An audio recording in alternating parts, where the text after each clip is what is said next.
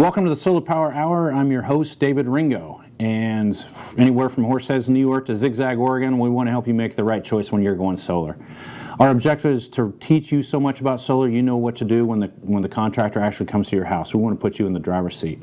A little bit about myself and my background and why we're here today is I've got years of experience installing solar. I've got years of experience in selling solar, and I've got years of experience actually running a solar company. And so what I run up against all the time is people wanting to know they're really about solar, and that's what we started this whole podcast for. We're really excited to get you educated because what we want to do is help you make the right decision when you're purchasing solar. We're going to cover every topic you can imagine, from how to buy, what pricing should be, what I should ask a contractor, all those kind of questions we're going to help you out with. So we're going to start today with some rudimentary questions and topics. And today we're really going to start with how much does solar cost? And I love this question. Actually, it's quite frustrating. I can be at a grocery store or walking with my family and I have people come up to me all the time asking me, how much does solar cost? What's the average cost of solar? Or the better question is, I have a 2,400 square foot home. How much is that going to cost me for solar? And it's simply you just can't answer those questions. It's all based on your electric consumption. It has nothing to do with an average house. It has nothing to do with an average size. You can have a 4,000 square foot home with a $150 electric bill, which is really easy to eliminate. You can also go to a 1,500 square foot home that has a $600 electric bill, and it doesn't have enough roof space to eliminate that. So there's so many variations, and we're going to go through those today, and we're going to talk about all those details. But and to further complicate things, depending on the house, the bigger houses can be much more energy efficient. So as I thought about this subject today, I decided at the last minute to change my approach. I want to start really sharing. I was going to talk about the consumer, but I really want to share what the costs are for the contractor, and that will explain to you why the solar costs what it does. And again, this is not your average improvement. When you're starting to add and change things in your electrical system, your roof, and sometimes even a little bit of general construction just to get a job like this done, you're touching many facets of the house and many variations, and it costs a lot of money. When you start looking at licenses and so on that a contractor has to carry, like when I first got my license, I had to take a test, and it had everything to do, there's parts in there with plumbing, had some sections in there with roofing, electrical, general construction, finance, management, business financing, all that kind of stuff. So when a contractor first starts and goes out, they're actually investing a lot of money into getting started and so on. So there's some real obvious costs which are attached to it. So you're actually attaching to the roof. When you start putting the installation together, you're mounting a subframe to the roof. So again, that's where some of the general construction comes from. So what you're doing is you're mounting a railing system on a house that you're going to be mounting modules and inverters to. And then you're adding or modifying to an electrical system as well. So not only are you attaching to a roof, you're actually getting up on the roof and doing that. You're running electrical down through the attic and or over the roof. It depends on the situation. You may need to upgrade your electrical system as well. So your main service panel may have to be upgraded, which is an added cost that most people don't even realize or even consider. And to do so, all this, you need to make sure that your roof is in good shape. You may have to repair it or replace it before you do this installation. Some of the things you need to think about too is utilities some of them require a certain amount of disconnects. So for safety reasons, they want to have a disconnect installed on the system. I've actually seen some utilities require an additional meter, so they actually want to meter the electricity that you're producing with your solar system, which is all great. Some of the things that you got to think about too is removing or trimming trees. Not every home is fully in sun, so if you're trying to make solar, you actually need sun to be hitting the roof. If you're covered with trees, you're going to have to either eliminate or trim those trees back a little bit. Some of the not so obvious costs are adding trusses to your roof deck, upgrading your main service panel like I mentioned a minute ago, or adding modules to your orientation of the roof.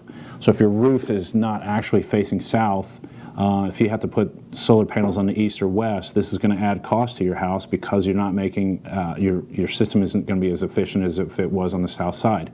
East and west still makes great solar power, but it's not as much as if you were on the south side. So you may have to add modules and cost that way. Attaching different roofs can cost a ton of different money, different kinds of money, because you've got different roof being tile, metal, shingle, flat. You can have ground mounts. You can have all kinds of different mounts. But when you start talking these different kinds of roofs, there's some significantly different costs associated with. Shingles being the most common roof type in the country is really easy to install on. It's very simple. They put a flashing up underneath the shingle and you're mounting right to the roof. If you have a tile roof, it's a whole different ball game. When you start talking about tile, you have to take tile out. What they do is a tile replacement most commonly. Some people still bore through the tile and do something different. But when you have a tile roof, you're going to add anywhere from 10 to 20 cents per watt, which if you have a 10,000 watt system, that's $2,000 you could be adding just because of the type of roof that you have. Also, if you have a metal roof, it could be a little bit more expensive depending on the type of metal. There's standing seam, there's corrugated metal roofs, there's all kinds of different metal roofs that have different costs associated with them. The beautiful part about a standing seam roof is you don't have any penetrations in the roof, and they have a simple attachment that goes to those. Sometimes this metal roof can be cheaper.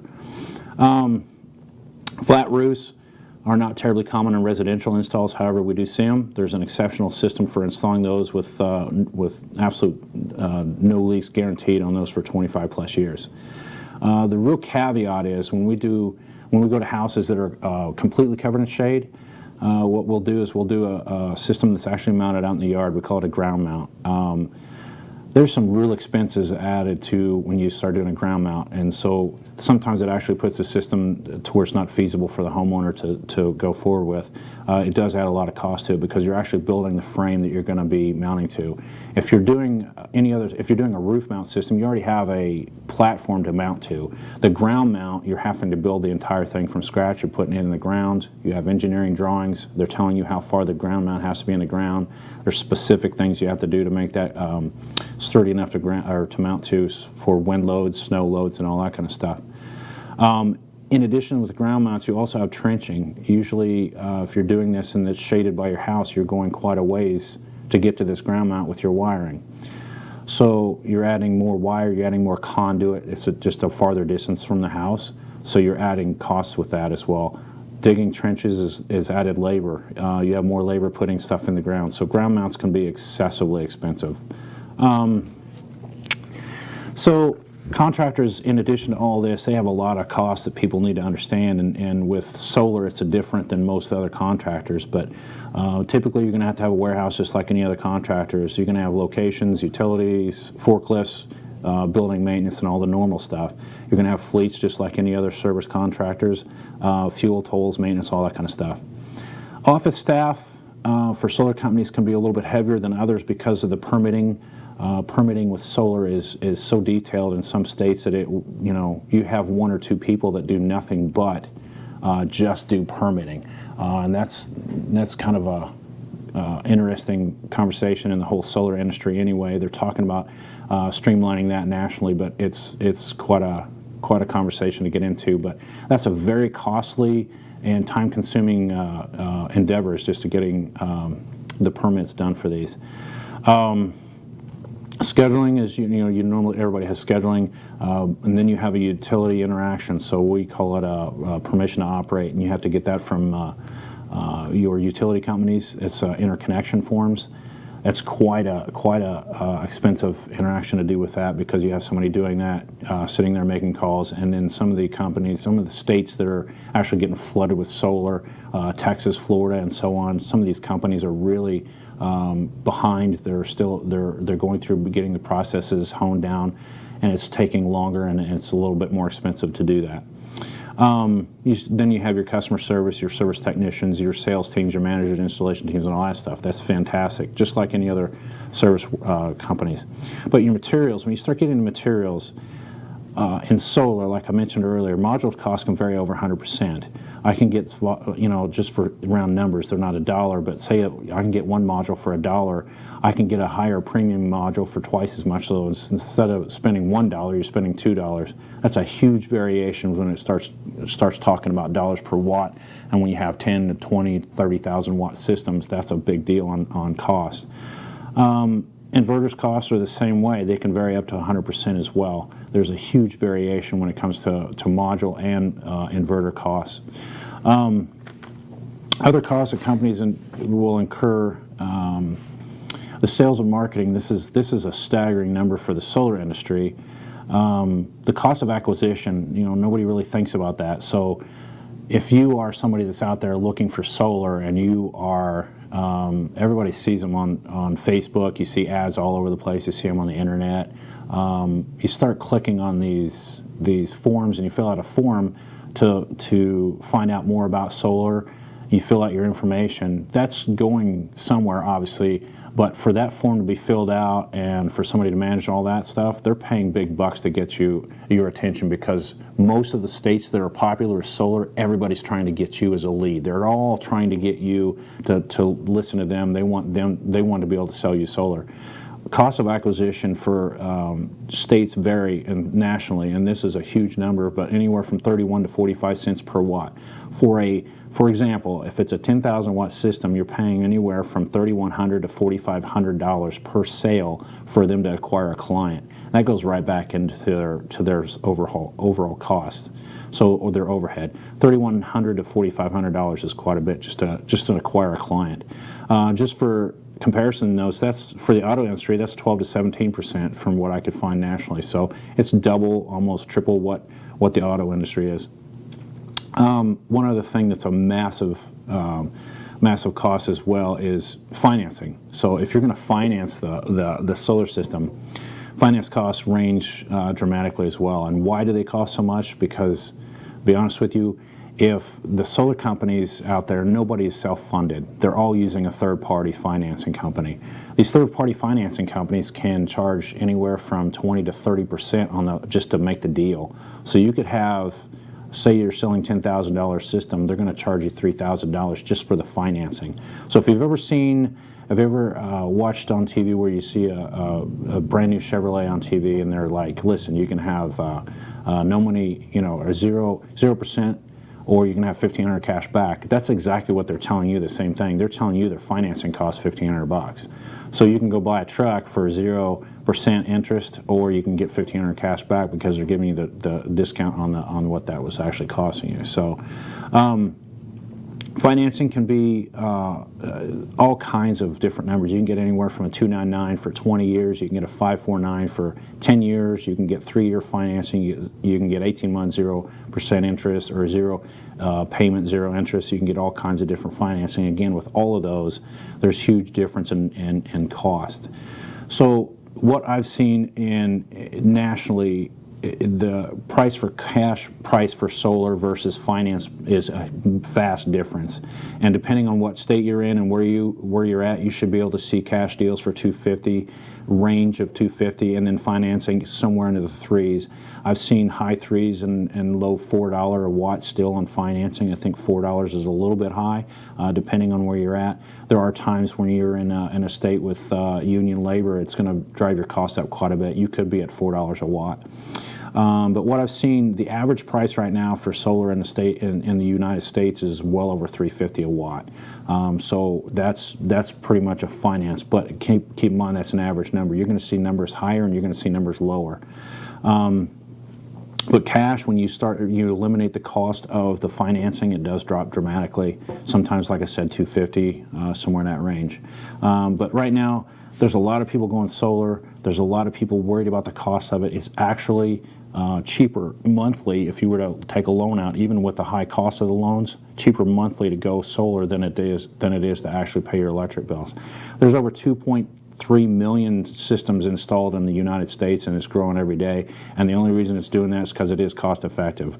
There's installs going around us all the time in every state, all over the country, and it's growing. This industry is growing all the time. There's over 250,000 people in the solar industry right now. So anyway, thanks for listening to us today. Like I said, we were just talking about the price of solar, and I appreciate you listening to us. This is a Solar Power Hour, and my name is David Ringo, your host. You can reach us at 888-337-0937, or you can check us out on our website at thesolarpowerhour.solar. And again, we're coming right back after this.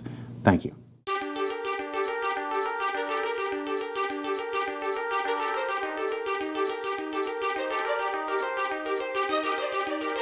All right, this week we're going to talk about something exciting as usual. We always have something exciting. Yes, we do. At least it's exciting to us. This is a question that comes up. TV, hey, it is Friday night. We're not here. Yes, we pre-recorded once again because WeBeam TV is working over in Tampa with Dancing with the Stars. 62 Who Knew. I almost said Professional Mortgage Alliance, Joe's Bar and Grill, but actually it's our 39th week. 62 Who Knew. We're at the wonderful steampunk event at the Verizon Event Center here in 2019. I think it's still August, right? Yeah. Woo! Can't remember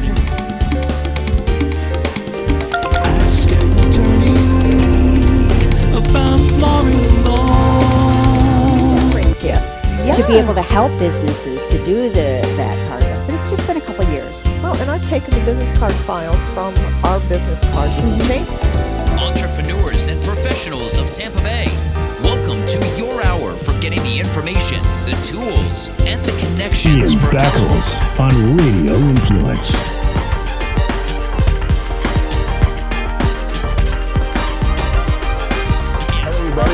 Or you say left hand white, and then they catch the left hand white. What it does, it helps you quick with hand-eye coordination. Yeah. Well, that's kind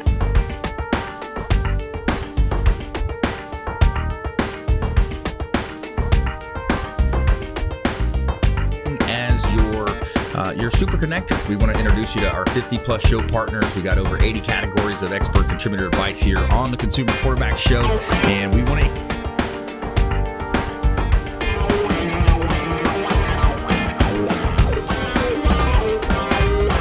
That's where we disagree, but that's okay. I said nonviolent. That's okay. Because, you know, we're one of the only states that don't give them back the right. Got Jamie Limbaugh. He is from the Next Step Image. I love that name because you were telling me earlier. For the type of republic we actually are is actually very correct. Yet politicians and regular people use these words interchangeably, even though technically they are very different.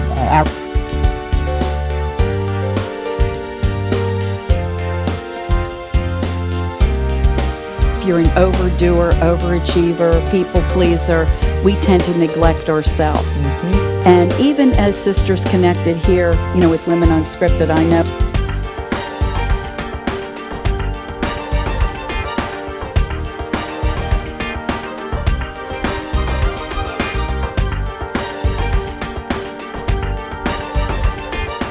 Welcome to Solar Power Hour with your host, David Ringo here. And we're going to talk today a little bit about how to select a contractor, a solar contractor. And I just want to let you know, anywhere from Nowhere, Colorado to Poland, Indiana, we are here to help you make the right choice when going solar. Our whole objective is to make you understand exactly what you need to do to go solar. So whenever you reach out and talk to a solar contractor, we want you to be able to tell them what size of system you need, what components you want to use, all the other things you need to know, and relatively close on pricing and so on. So today we want to talk about how to select a contractor. And I myself am a solar contractor, and it took me years to get there. I started off installing for a while, and then I started selling. I sold for a couple years, and then after a while I was working at a company where actually the owner ended up changing, started working somewhere else. So I ended up buying the company. And so I'm actually a solar contractor. I know what it takes to do that. I've gone through and gotten the licensing. It's not an easy thing to do. And like I said, I have my own solar license, and I'm harping on that because there's a lot of companies out there that don't have their own licenses. So one of the things I really want to point out today is there's a lot of solar contractors out there that are posing as solar contractors that do not have their own licensing. So that's one of the main things we're going to talk about here in a little bit. But there's many ways of selecting a solar contractor or any contractor, and this should be one of the easiest the topics that we ever talk about. But there's a lot of tactics that people use to get you to believe that they got the best situation going on. And when you're talking to a sales rep in your home, they're just a facade of the company, and you have no idea what they're all about or what they're. I mean, they can say a great game, they can talk to you about all kinds of stuff, and they can tell you numbers and look great and sound great and be whimsical and all that stuff. But sometimes that's just the only person in the company that's worth a darn. Sometimes they're just like everybody else in the company, but it's so hard to tell, right? So there's a couple things that I've put together that I really think you really need to look at. Should be some very basic stuff that we're just going to be reviewing, but think about this for a minute. you really need to know about the whole company, again, not just the sales rep, not the person sitting in front of you. You need to go on to Better Business Bureau, go to Angie's List, ask them for reviews and referrals. When you start talking about, if you've got a sales rep that's been there more than a week, they're going to have somebody that can refer them, right? Talk to them, call that list of people up and go see them if you need to. Go visit somebody that's had solar installed and ask them questions. Ask them what awards they've received. You know, how are you going to monitor my system? How are you going to guarantee my production? There's all kinds of stuff on here. So when you have somebody come to your house and sell you solar, they're going to tell you how much energy you're going to produce annually. You need to get that in writing, and what's the guarantee on that? If you don't reach that number, what's going to happen? Are you going to pay us back if I don't make that, save that much money? So the industry, I can be honest with you, I can't go on enough about this, is riddled with a lot of people just trying to get in and make a buck before the industry closes or, gets too busy. There's all kinds of stuff going on. There's a joke that a lot of the guys in the industry say, I have milk in my fridge that's older than some of the other solar companies out there, and I think that's really funny and very, sadly, very topical. One of the things that I really point out is you need to know where your contractor is located. You have somebody sitting in front of you at your house, but are they a satellite system? Somebody that's representing 3 states away of a company that you don't know about. Are they local or are they not? Ask them where they're located and go visit them. Go visit their location. If you want to really surprise a contractor, show up at their warehouse. Do they have a warehouse? There's all kinds of questions to ask like that. The one thing that I really want to know is, do you guys are you a sales organization or are you a contractor? And some people, it doesn't matter what they buy from, but some of the sales organizations out there, they're just selling and they're paying just anybody they can to install it as cheaply as they can. I prefer, and I'm not saying it's the only way to do business, but I prefer to have a company that does everything. I want somebody that's getting the clients, meeting with the clients, selling the client. They understand exactly what to buy. They have the warehouse to put the materials in. They unload it in their warehouse. They schedule it, and they have their own installers. I prefer that system because it's a lot cleaner. Then they can hold each other accountable. If you've got somebody that's selling solar, they could be telling you anything. They're telling, they're having different people install, and you don't know. There's no quality control on the installation. Check out reviews. You've got to check out the Better Business Bureau and all that kind of stuff. Again, some of the things they should be involved with, if you start talking to a solar company, they should be involved with some of the solar organizations, especially Solar Energy Industries Association. That's SEIA. That's a national organization that everybody should be part of. All solar companies should be part of that. You can see that here on our website here. It's free for anybody to check out. Go on there. You can see all kinds of information. SEIA is one of that's a Florida branch. There's about, I don't know how many states there are that have them. Probably, Oregon, California, Arizona, Colorado, Texas, all of those and many more have their own site. There's also the national one, which is just the SEIA. So that's a great resource for tax incentives. There's all kinds of things on there you can find out. One of the things that I really like to ask people is, how long you've been around. That's a huge deal, especially it shows longevity and that they're going to be there for you, especially if they give you any warranties. If they give you any 15-year or 20-year or 25-year warranties and they've been around for like 6 months, I'd be a little leery of those warranties. So some of the other products or the things they should be involved with is there's a Solar Power World Top 500 contractor. It's really not that hard to be on that list. We were at one time 5th in the state for residential installers, so that's a really easy thing to be part of. Angie's List Super Service Awards. Angie's List, just check out Angie's List in general. They don't have to be Super Service Award, but high rated on an Angie's List is a big deal. That's where clients can go on and talk about their experience, and they rate from 1 to 5, and then they can actually put stuff up there. Better Business Bureau, anybody can be on there, but check out their Better Business Bureau ratings. Anywhere from an A to an F is something you can attain on Better Business Bureau. Another thing that's overlooked, and a lot of people do this, is you need to check out your Google reviews. It doesn't cost anything to go on that platform. It doesn't take any extra effort. You just Google the company, you find it, you can drop a review, put a review right on there. A lot of companies have a few reviews. There's 4 or 5 reviews. That's not a lot. If you don't have somebody that's been around for a while and if they've been around for years and they have 2 or 3 reviews, that's a problem. You cannot have You cannot take the Google reviews away. Once they're up there on your company, unless you change your name, they're going to be there. So what I like to see is 50 reviews or so on somebody that I'm going to use because I know they've been around for a while. And to be honest with you, you're not going to please all the clients all the time. So having a bad review just shows that they're human. The most important thing on a bad review is to see how they responded to those. Did they go back and fix things? Did they make the client happy? Did they reply? Because they can reply on Google. How did they reply to that complaint? I want to know that they went back to them and they talked to them and they talked it through and said, listen, this is how we're going to fix it. This is what we're going to do to fix it. That's huge. That's paramount. If they don't do that, then that says a lot about the company right there. So, so some of the things that shows longevity instead of just the solar specifics. There's some things out there like Inc. 5000. If you've been around for a while and you're growing, you're going to be on the Inc. 5000.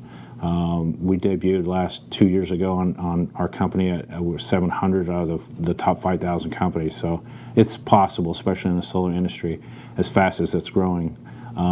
So locally, you can be on the Inc. 5000, or I'm sorry, the local Fast 50s. Most major metropolitan areas, Tampa, Atlanta, San Antonio, all these areas have business journals, and they'll talk about the Fast 50 companies growing, fastest 50 growing companies in that area.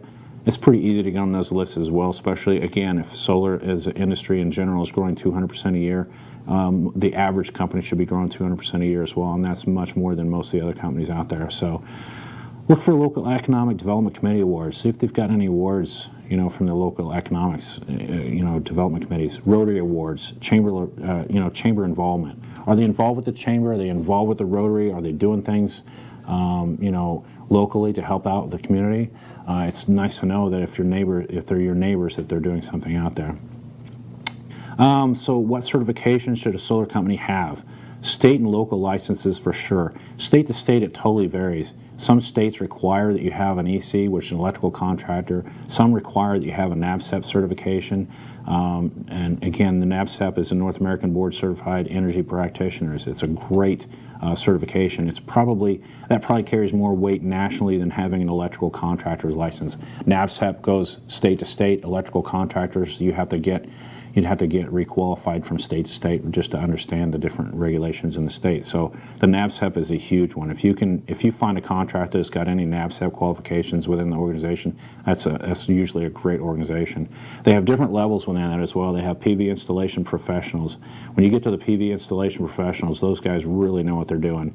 There's PV design specialists, there's PV installer specialists, there's PV commissioning and maintenance, there's technical sales, there's PV system inspectors and solar heating installers. There's all kinds of variations on that. Very, very strong accreditations there. So I just want to end with two of these things here. It talks about I just want to bring up the two biggest mistakes people make when going solar. One is price, and the other is not doing enough due diligence. And when I say price, I'm talking about you either paid too much or you paid too little for the system. If you're paying too much, you didn't shop around, you didn't get the right value. I never say go with the highest price, and I never say go with the lowest price. And I'd like to think that you're going to go with somewhere right in the middle. Being too high, obviously, they're just trying to pad their, it just depends on the product, obviously, and solar has a lot of variations in pricing. But high price is usually nothing, it's not a good thing. But being too low price, I can tell you, personally, in the last few weeks, I've been dealing with a company that's actually closed locally, and they left 240 clients without product on their roof, and 2/3 of their contract is paid for. So they took a down payment, a third down. They went back and put up rail on these homes and took another third down. So 66% of their overall cost is done, and the rail is about about the most inexpensive thing to put on a roof. There's no inverters, there's no modules or anything. So about 240 of those people got taken advantage of because they paid too low. To be honest with you, they were really intoxicated with the low price, and a lot of us other contractors in the area were telling them, listen, that price is not sustainable. You can't sustain a solar company on the prices they're charging. and lo and behold, next thing you know, they're actually out of business, and we're going around trying to clean up that mess. But so never pay too little, because they're not going to be there to sustain and or service you going forward, and never pay too much, and not doing enough due diligence. I can't stress it enough. All we're talking about here is finding the right contractor, and I've got a list to go down through here, but the number one thing you really should do is make sure that you feel you've got a gut reaction about people, and you got to make sure the gut reaction is there on the sales rep or the person you're meeting when you're buying the solar. They can say and do a lot of things and make you feel good and make you laugh and all that kind of stuff, but you got a gut feeling about the whole thing. Go with your gut. It's never wrong. When's the last time you regretted not going with your gut reaction? Ask for the referrals. I got to stress this again. Ask for referrals. Talk to them about, call those clients that they've had before and ask them, how was the process? Go see that referral. How was the sales rep before, during, and after the sale? You know, before the sale, what were they pushy? During the process, after the process, have they been, if you had questions, were you able to reach them? If not, that's a huge sign right there. You know, take that into consideration. How was the customer service from the office? When you called in asking, when's my installation going to happen? What's going to happen here? What was your reaction with them? Was it hard to get a hold of them? Could you get a hold of them? How was the permitting in the back office process? This is a huge variation from company to company. Sometimes they've got this really dialed in. Sometimes they're still learning it. There's a lot of turnover in some of these smaller companies like that. But how's the permitting in the back office? That's a big deal, because you want that to go smooth. And then how was the install? Not only how was the sales rep, how was the office, I want to know how the install was. Were these guys professional when they showed up? Did they have their shirts on? Were they on trucks that had their logo on it? Or were they white labeled trucks? Were they on a trailer and they dropped it off and the truck left? Were the guys cussing? Were they smoking? I mean, all your pet peeves that you may have. If you don't want somebody at your house smoking without shirts on, ask them what they were dressed like at your install, and so on. And then ask them, this is a great question, this sounds really basic, but is there anything I should know before I sign with this company? If you're talking to somebody that bought from them, hey, is there anything that you would like to tell me before I sign with this company? Please tell me. And how is your product or your production compared to what you were promised? When you're sold a system, they should promise you and tell you how much production you'll get, how much electricity you're going to produce annually. So ask them, how is the really, compared to what you were promised? Are they the same? Is there a difference? Are they short? Are they more? If it is short, what are they doing to fix it? Are they taking care of it? So those are some things you really should think about.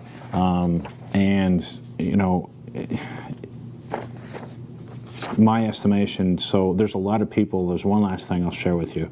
There's a lot of people that go to your house and tell you about production. They'll say, listen, it's going to be about this number, and they just pull a number right off the top of their head, or they do some calculations in their mind. You cannot go by that. There's websites that we'll go over later at some point in time. There's going to be a whole segment about how to size a system so you know how to size it yourself and you don't have to let the contractor do it.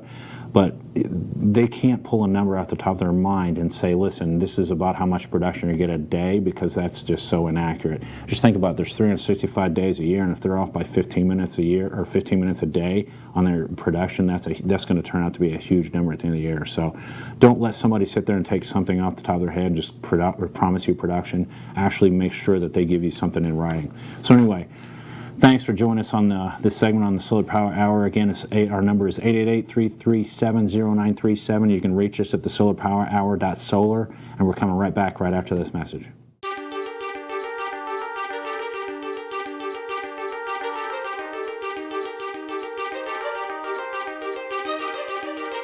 All right, this week we're going to talk about something exciting as usual.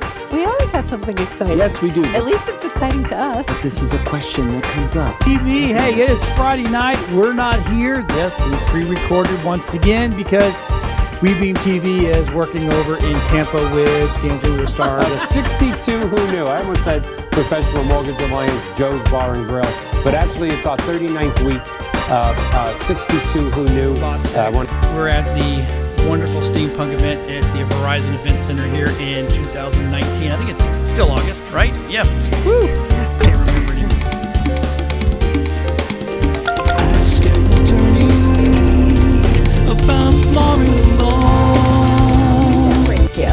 To be able to help businesses to do that part of it. But it's just been a couple of years.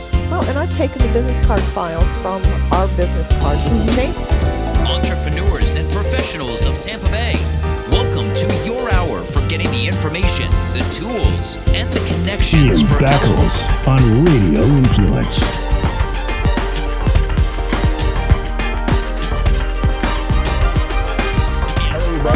Or you say left hand white, and then they catch the left hand white. What it does, it helps you quick with hand-eye coordination. Yeah. Well, that's kind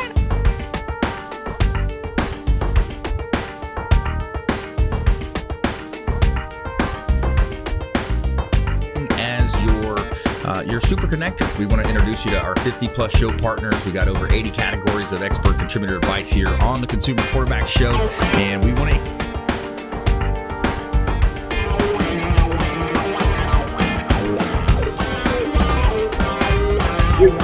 That's where we disagree, but that's okay. I said nonviolent. That's okay. Because, you know, we're one of the only states that don't give them back their rights. Got Jamie Limbaugh. He is from the Next Step Image. I love that name because you were telling me earlier. For the type of republic we actually are is actually very correct. Yet politicians and regular people use these words interchangeably, even though technically they are very different.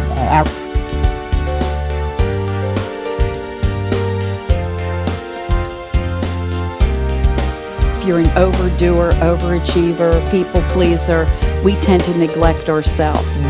And even as Sisters Connected here, you know, with Women Unscripted, I know.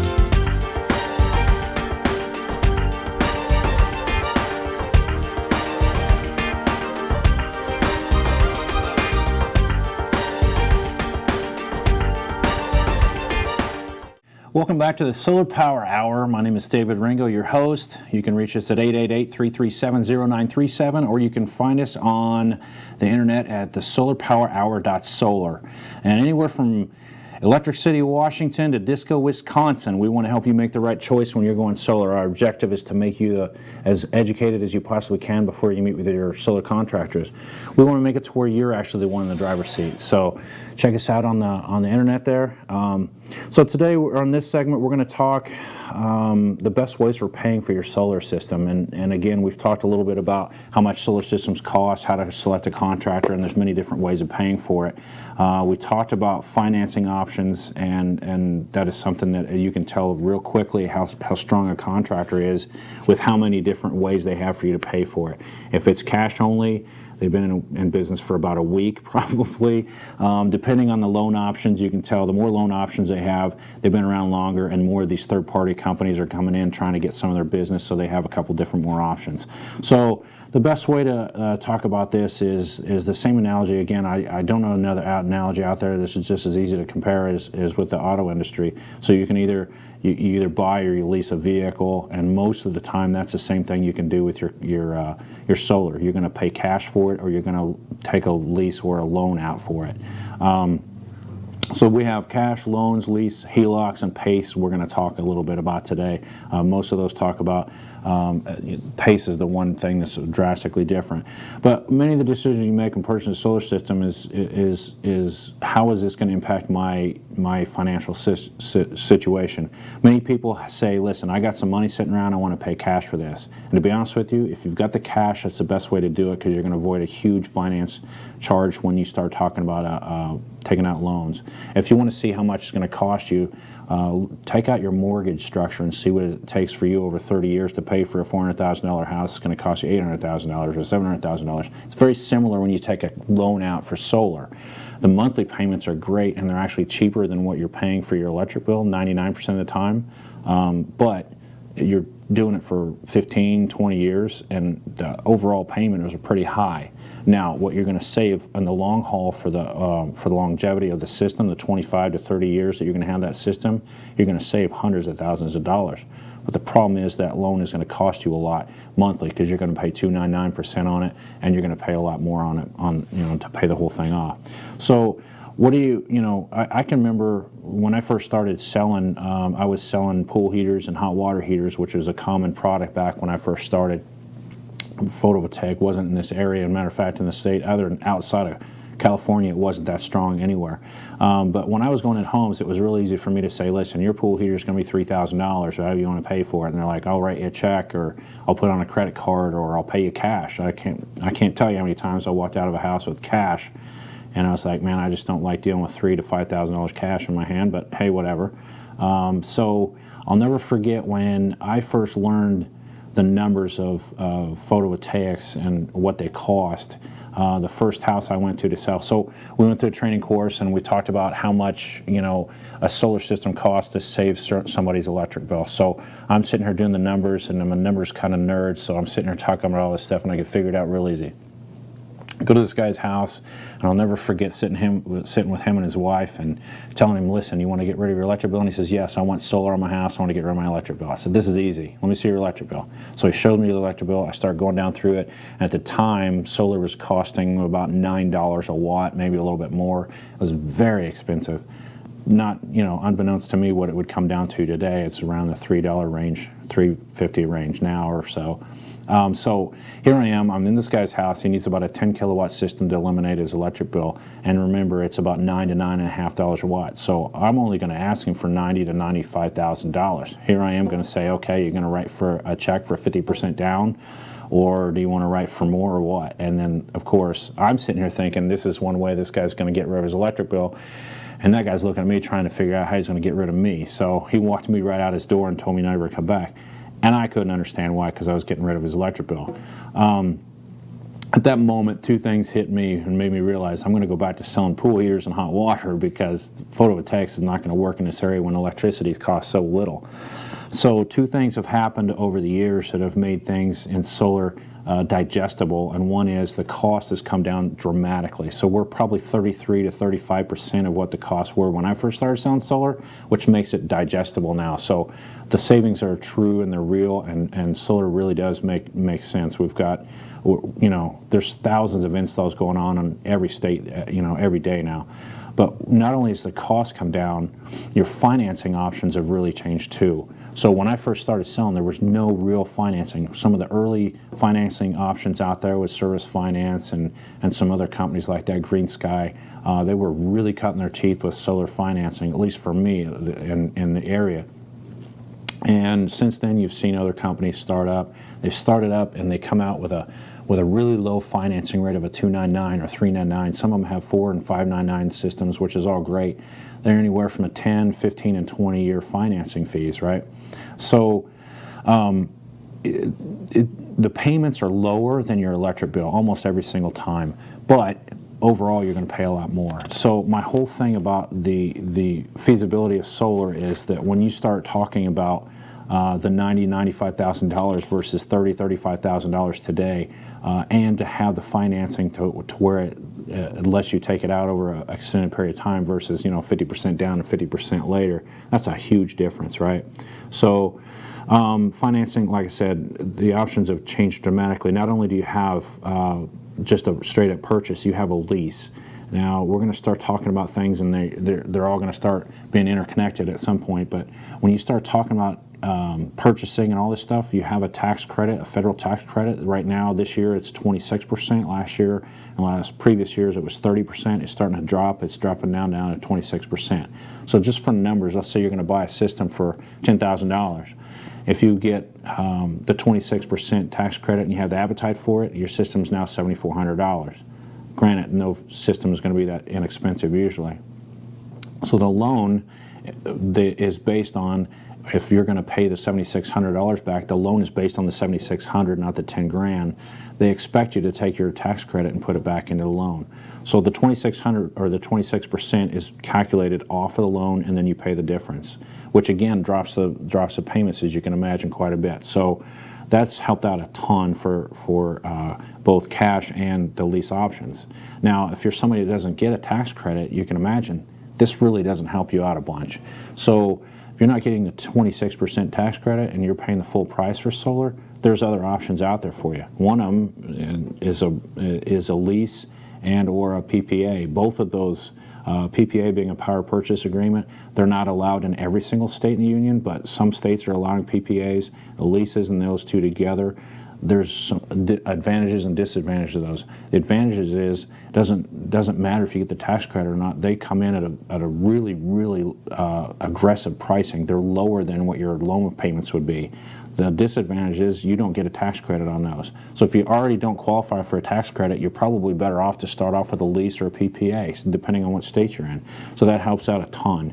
And again, I can't stress enough to the people that are wanting to pay cash, make sure that, say you have $30,000 sitting around, that's fantastic, but don't put your family in jeopardy to say, hey, I'm going to spend all my $30,000, and then you have a need next month for some money. So don't ever paint yourself into a corner, so to speak. So just for example, this is a system we just sold the other day. It was a gross system cost of $36,700. And everybody asked about the return on investment. How's the tax credit work? What's the payback and all that stuff? This is a loan. It was $36,750. The net system cost, because of the 26% off, is $27,195 is what the loan amount was. So your payback period, your return on investment, those are both calculated on however much time it takes to pay back and how much money you save to pay back on that loan. So the payback period on this one was less than 9 years, and the return on investment is just over 10% a year. You can't get that in many options out there. I don't know where you can go and get a 10% return on anything. So the estimated savings over that 30 years was just over $100,000. So taking in consideration the loans do cost a lot more money, it just helps you not take money out of your pocket.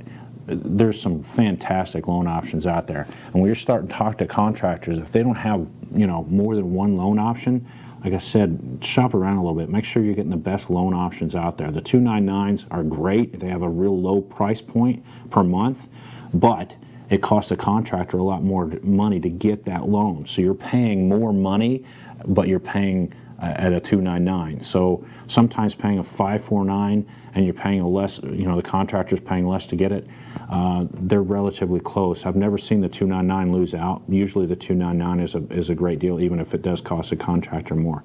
So look at all your options. Don't jump at the first loan you see. Make sure you shop around a little bit and ask to see comparable loans from the contractor that you're talking to. If you find one that you're really comfortable with, ask them what other options they have. Ask them what discounts they give if they do give a cash discount. If they say they don't give a cash discount, there's something really wrong with that. So many people ask how they figure out the ROI when they're paying cash, and it's simply divide the gross out of pocket and versus your annual savings is how you get your ROI. For example, you spend $22,000 on the system, you're saving $1,800 annually. Simply divide the $22,000 by $1,800 and you got a 12-year return. It's real simple, basic math. I wish I had a dry erase board. Next time I'll have one. The ROI is usually pretty quick. Mostly in this industry, you're going to start seeing a 5 to 7 year return on investment. That's a pretty common number. Back in, like I said, when I first started selling, we weren't even close to that. You were seeing returns probably about 12 years. You'll see 12 years returns even more than that. It was never a good thing. So they say cash is king. Like I said, it is overrated comment. Make certain that you're not painting yourself in a corner. And when you go back to these other options, so your lease and PPA, they do not give you the tax credits. If you pay cash, and if you take a loan out there that considered the same way, you're going to get the 26% cash or the tax credit on those. There's another option out there. It's not a hugely popular one. It's not available in every state, but check it out whenever you can. It's called PACE, and it's a great program. It's actually it's the Property Assessed Clean Energy Act, and it actually makes for a very affordable purchase in solar. There's a couple things that it really helps. The PACE actually looks at a couple things. It looks at your the house valuation you have in your situation. It also looks at if you've had any if you've not had any foreclosures in your house. It's a very, very viable option on how do you finance. But one thing it does not do, it does not actually look at credit score. So if you're having troubles getting financed because of a credit score or a debt to income, PACE doesn't even look at that. So one thing you can look at is look at your PACE program. The most common one is probably Y-Green, which is energy spelled backwards. So if you spell energy backwards and .com, so it's YGRENE, .com. That is the most common PACE distributor of loans or of the money. It's a great way to do that. So what happens is a contractor will get on board with the PACE program. So if you, like I said, if you do not have the cash, if you cannot qualify for the loan and you have a lot of equity in your house, it's based on the equity in your house. So you can actually get a PACE loan on your system, and you'll still get the tax credit on that. So the beautiful part is that'll have really low payments on it as well, but it's not monthly, it's annually when you're doing your taxes. So it's a really interesting way. It's an option out there. So a lot of other people are saying, listen, I want to take out a HELOC or some kind of alternative loan. HELOCs are a great way of doing it. You can get, it's not much different than your PACE, but the HELOC is something you would pay monthly on through your own bank. Go to your own bank, see what you can get for your own cash. You get cash from your own bank. Take a credit card, see if you can get the right credit card, the right amount on the credit card. If you got a $30,000 system, can you put $30,000 on a credit card and pay, decent amounts on that? Maybe that's better than some of the loan options you get out there. Look at your loans and see how much you're paying out over the period of time, and see if it makes sense to do that versus taking a loan out from your own bank. And like I said, look at HELOCs, look at all your options out there. And this is all just residential. If you're talking commercial, there's so many other ways. There's SBA loans, there's all kinds of other stuff, and we'll talk about that in another section as well. But so again, to recap, you're going to pay cash, take out a loan, lease, HELOC, or PACE. And if you got any questions on those, reach out to us anytime. Call us at 888-337-0937. and or visit us at thesolarpowerhour.solar at any point in time. So appreciate you joining us today, and thank you so much. Have a great day.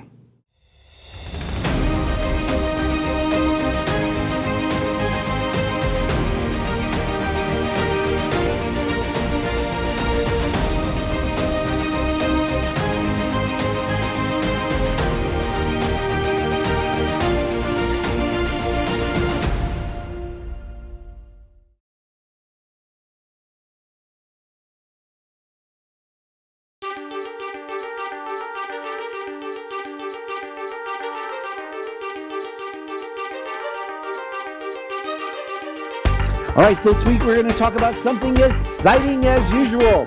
We always have something exciting. Yes, we do. At least it's exciting to us. But this is a question that comes up. TV, hey, it is Friday night. We're not here. Yes, we pre-recorded once again because WeBeam TV is working over in Tampa with Dancing with the Stars. 62 who knew. I almost said Professional Mortgage Alliance, Joe's Bar and Grill, but actually it's our 39th week. 62 who knew. We're at the wonderful steampunk event at the Verizon Event Center here in 2019. I think it's still August, right? Yeah. Woo! Can't remember it. Ask Anthony about Florida law. Yes. To be able to help businesses to do that part of it. But it's just been a couple years. Well, and I've taken the business card files from our business cards. Entrepreneurs and professionals of Tampa Bay, welcome to your hour for getting the information, the tools, and the connections Ian for Beckles on Radio Influence.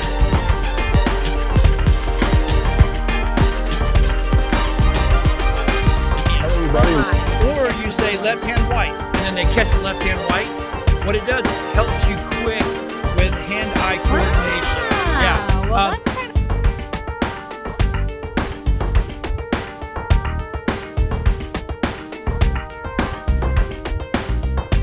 As your super connector, we want to introduce you to our 50+ show partners. We got over 80 categories of expert contributor advice here on the Consumer Quarterback Show, and we want to.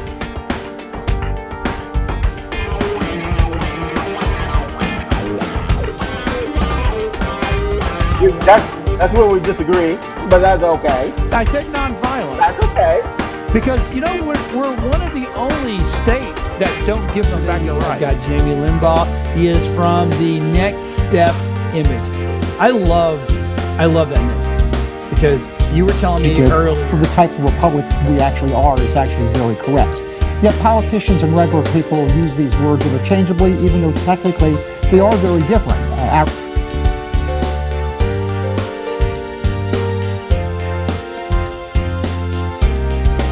you're an overdoer, overachiever, people pleaser, we tend to neglect ourselves.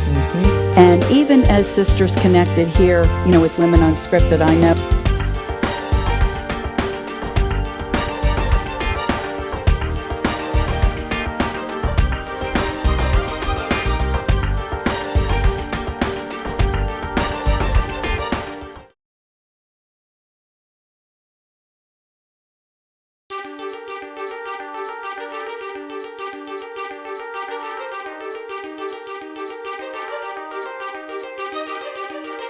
All right, this week we're going to talk about something exciting as usual.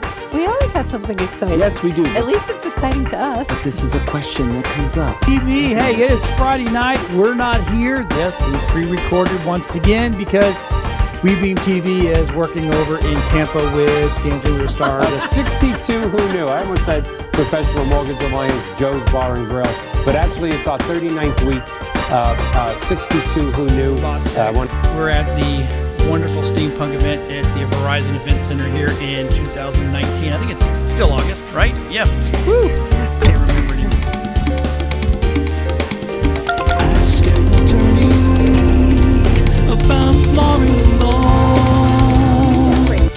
Yes. To be able to help businesses to do that part of it. But it's just been a couple years.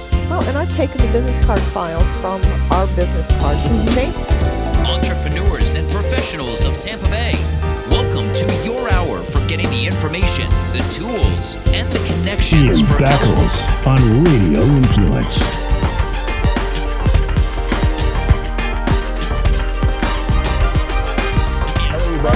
Or you say left hand white, and then they catch the left hand white. What it does, it helps you quick with hand-eye coordination. Yeah. Well, that's kind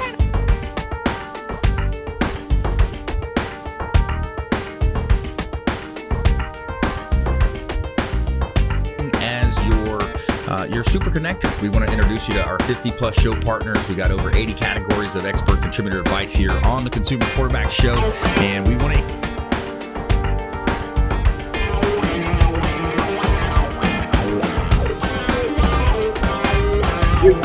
That's where we disagree, but that's okay. I said nonviolent. That's okay.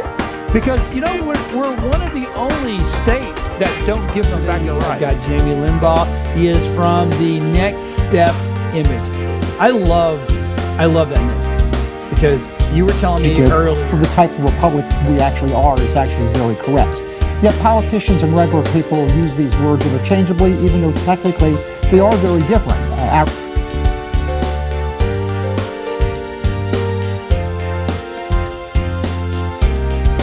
If you're an overdoer, overachiever, people pleaser, we tend to neglect ourselves.